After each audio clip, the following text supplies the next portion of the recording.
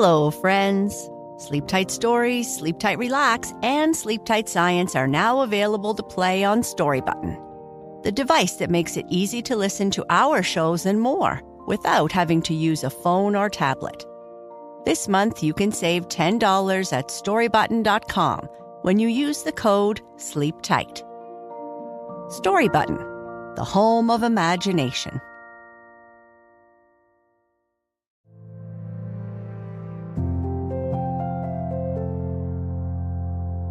Hello, I'm Sheryl, and this is Sleep Tight Relax, a weekly bedtime show for kids who need a good sleep.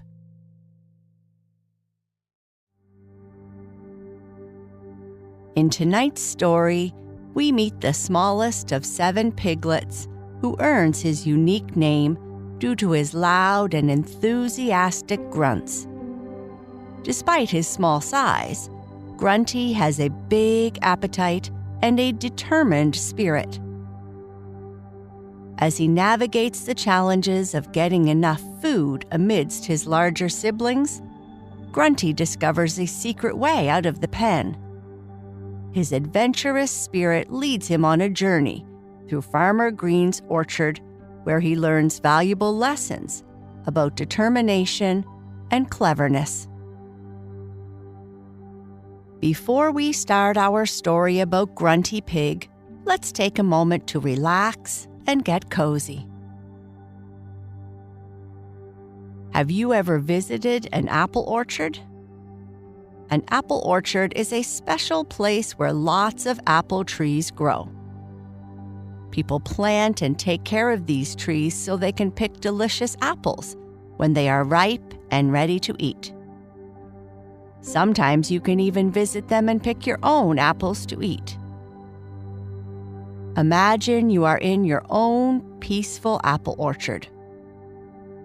Close your eyes and take a deep breath in through your nose, filling your belly with air like Grunty's big appetite. Now, slowly breathe out through your mouth, letting all your worries float away like leaves in the wind. Imagine you're sniffing the sweet scent of apples in your orchard. Breathe in slowly for a count of 4. 1, 2, 3, 4. Hold your breath gently for a count of 2. 1, 2. Now breathe out slowly for a count of 6. As if you're gently blowing a breeze through the apple trees. 1, 2, 3, 4, 5, 6. You can repeat this process a few times if you'd like. As you continue, you will feel your body relaxing more with each breath. Remember, just like Grunty Pig finds comfort in the cool mud, you can find comfort in your breath. Now, let's continue with our story. The Tale of Grunty Pig.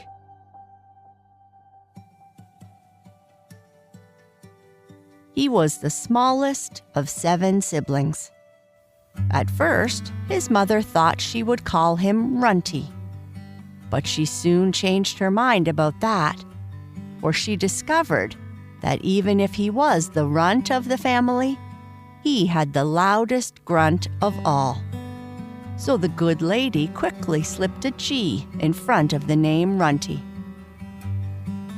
"There," she exclaimed, "Grunty is a name you ought to be proud of. It calls attention to your best point. And if you keep on making as much noise in the world as you do now, maybe people won't notice that you're a bit undersized. You certainly sound as big as any little piglet I ever saw or heard." So that was settled, though Grunty Pig didn't care one way or another. He seemed to be interested in nothing but food. There is no doubt that he would have been willing to change his name a dozen times a day for the slight bribe of a drink of warm milk. His mother sometimes said that he had the biggest appetite, as well as the loudest grunt, of all her 7 children. And she was glad that he ate well, because food was the very thing that would make him grow. "You won't always be runty, Grunty, if you eat plenty," Mrs. Pig often told him. And then he would grunt, as if to say, "You don't need to urge me, just give me a chance." Grunty Pig soon learned that being the smallest of the family had one sad drawback. His brothers and sisters, all bigger than him, could crowd him away from the feeding trough. And they not only could, but they often did. Unless Grunty reached the trough among the first, there was never a place left where he could squirm in. If he tried to eat at one end of the trough, he was sure to be shouldered away and go hungry. So whenever he did succeed in getting the first taste of a meal, he took pains to plant himself in the exact middle of the trough. Then there would be 3 other youngsters on each side of him, all crowding towards him. And though he found it a bit hard to breathe under such squeezing, at least he got his share of the food. Poor Mrs. Pig. Her children had frightful manners. Though she talked and talked to them about not crowding, eating slowly, and eating noiselessly, the moment their food was poured into their trough, they forgot everything their mother had said. That is, all but Grunty Pig. If he happened to be left out in the cold, so to speak, and had to stand and look on while his brothers and sisters stuffed themselves, he couldn't help remembering his mother's remarks about manners.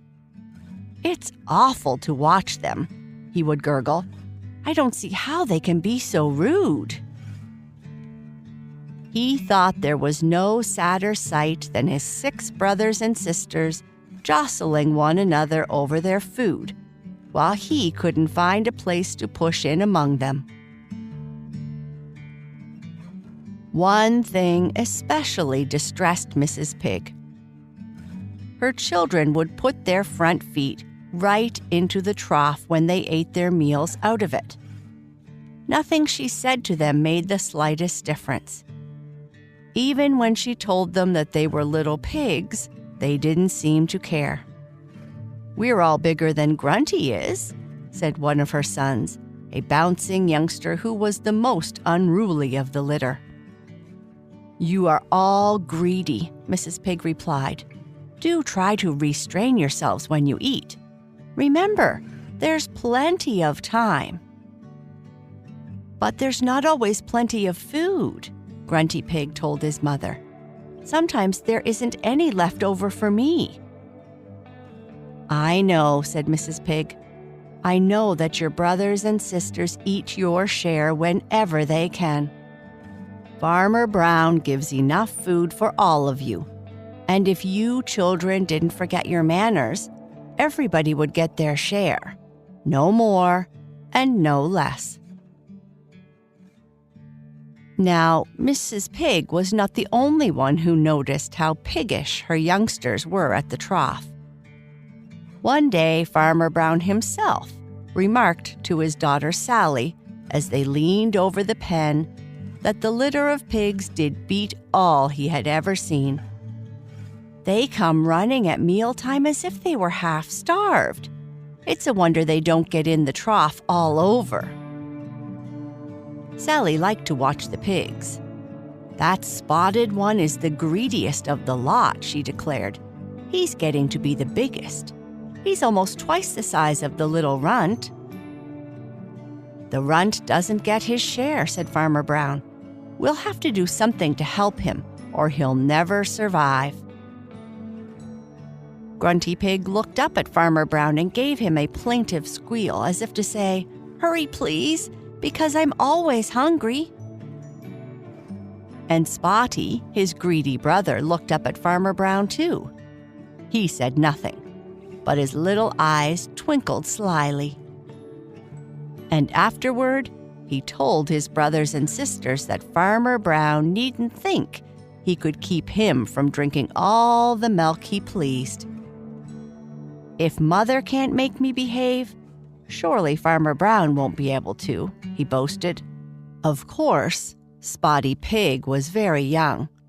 Otherwise, he would never have made such a silly remark. And he soon learned that Farmer Brown was more than a match for him. The next day, Farmer Brown made a long lid that dropped over the feeding trough and covered it completely. And in the lid, he cut 7 holes, 1 for each of Mrs. Pig's children. There was no more jostling at mealtime. There was a place for everybody. And Mrs. Pig was delighted with the improvement. When Farmer Brown filled the trough, each of the children stuck their heads through a hole and ate in a most orderly fashion. To be sure, there was some squealing and grunting, and some snuffling and blowing, but it seemed to Mrs. Pig that no youngsters could have behaved more beautifully. And Grunty liked the new way of eating too, but Spotty made a great fuss. He complained because he couldn't stick his nose through 2 holes at the same time. After Farmer Brown put the lid with the holes over the top of the feeding trough, Grunty Pig began to grow. At last, he was getting as much to eat as his brothers and sisters. And the bigger he grew, the more food he wanted. He was always on the watch for some extra tidbit, always rooting around to find some scrap that others had overlooked. Many a delicious piece of carrot, turnip, or potato peeling rewarded him for his eager searching. Still, Grunty Pig was far from satisfied. He had a great longing to get outside the pen where he lived with the rest of Mrs. Pig's 7 children. Out in the wide world, there must be many good things to eat, he thought. I'd like to find the place where the potato peelings grow. But of all this, Grunty Pig said nothing to anyone. If the chance ever came to slip out of the pen, he intended to take nobody with him. He had not yet caught up with his brothers and sisters in size, even if he had outgrown them in the matter of brains. And he feared that any one of them would crowd him away from the good things he meant to find beyond the walls of the pigsty. Little did Mrs. Pig know what plans filled the head of her son Grunty. When she saw him sniffling around the walls of the pen, she never once guessed that he could be looking for anything except something to eat. How could she know that Grunty, the littlest of the family, was searching for a place to escape? Now it happened that there was one loose board in a corner of the pig pen. The nails that once held it had rusted away. Nobody but Grunty Pig had discovered that by pressing against an end of this board, one could bend it outwards. It was too bad for him that he had grown so rapidly. Had he been just a bit smaller, he could have squeezed through the opening. Here, Grunty met the first real problem of his life. For some days, he puzzled over it. One thing was certain, he couldn't make himself smaller unless he stopped eating, and that was out of the question. In the end, he made up his mind that there was only one thing to do. He must make the opening bigger. Day after day, Grunty Pig crowded against the loose board. And at last came his reward. 2 more rusty nails gave way all at once. Under Grunty's weight, the board opened wide. And as he slipped through the space to freedom, the board snapped back into place again.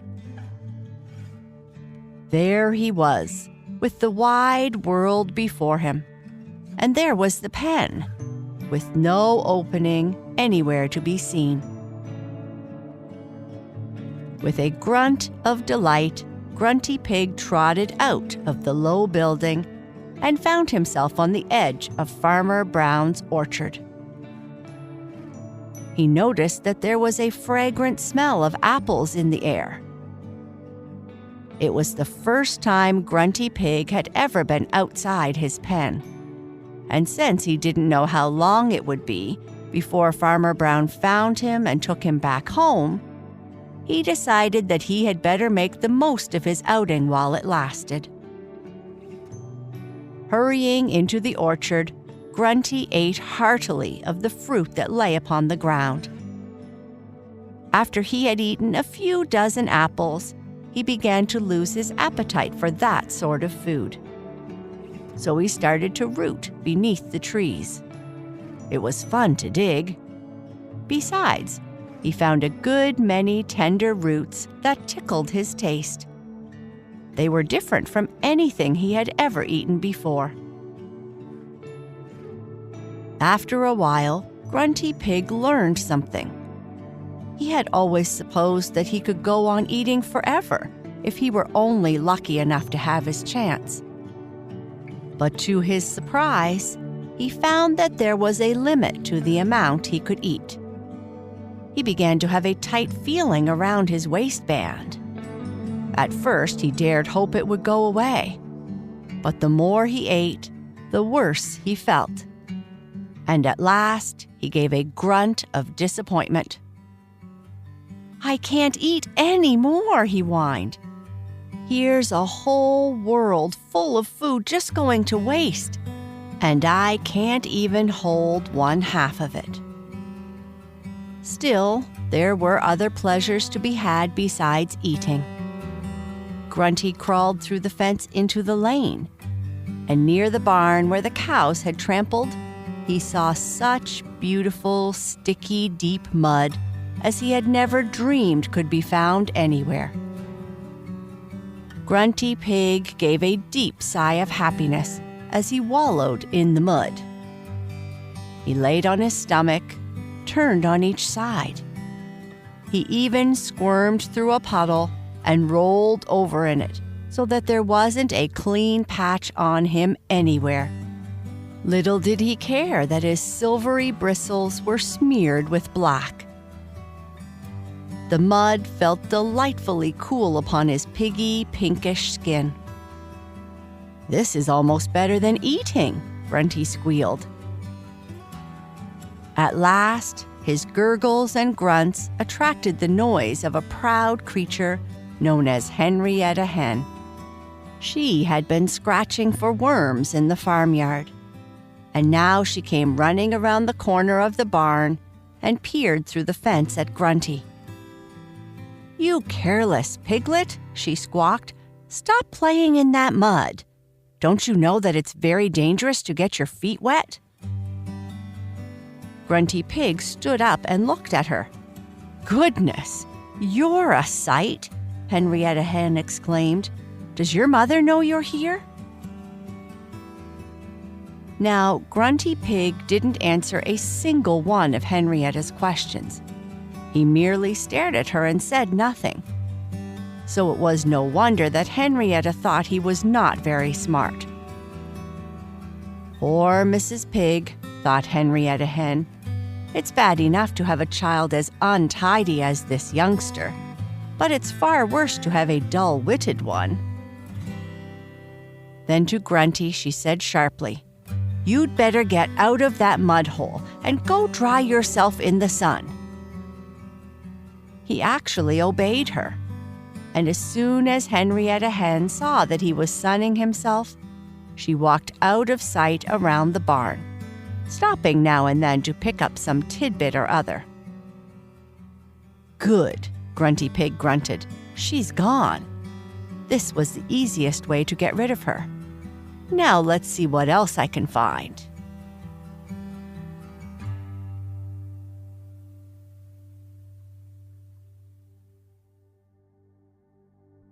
If you are still awake, I would like you to whisper to yourself or just say in your mind, I am creative and can find solutions to my problems. I am proud of who I am, just like Grunty Pig. I am kind and think about others' feelings. I can find joy in being myself and following my dreams. I am calm, relaxed, and peaceful. Good night. Sleep tight.